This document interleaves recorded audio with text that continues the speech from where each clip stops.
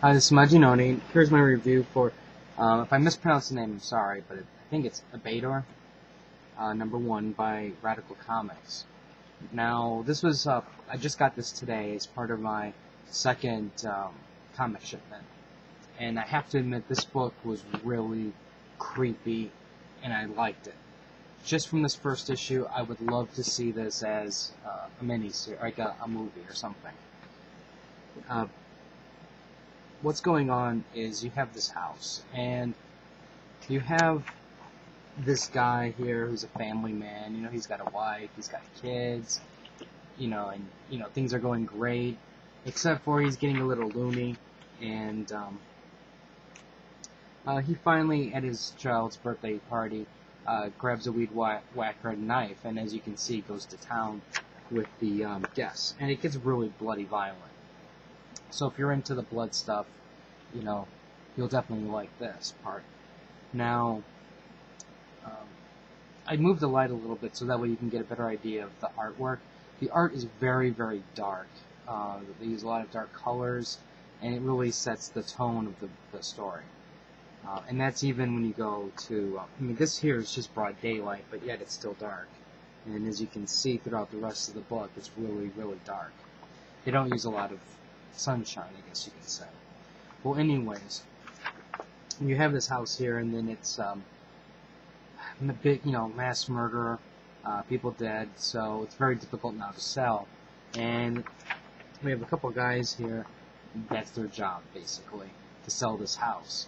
Well, you have one guy who's a family man, but you can tell his marriage is a little bit in trouble because, a lot of it's due to the fact that he's working a lot of hours, and his wife believes that he's cheating on him.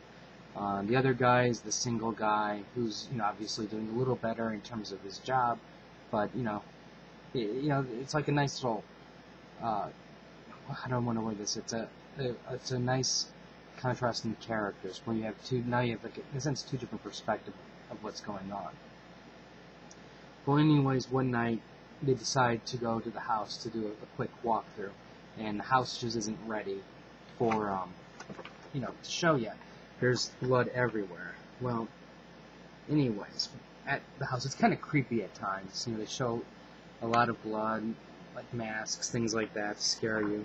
A lot of play with the lights. And they meet this gentleman. He is very interested in buying this house. Hands him his business card, willing to pay handsomely for this.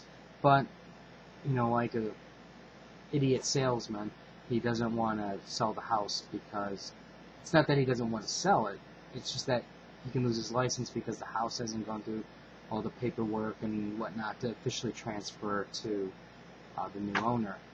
And it's kind of funny in the sense of today's world where a person could have a house paid for and a bank can come in and just repossess it even though they don't have any liens or mortgages or anything like that from it. So it's kind of weird how that kind of works. But anyways, they can't sell the house yet. They reject his offer, and he makes an offhanded threat.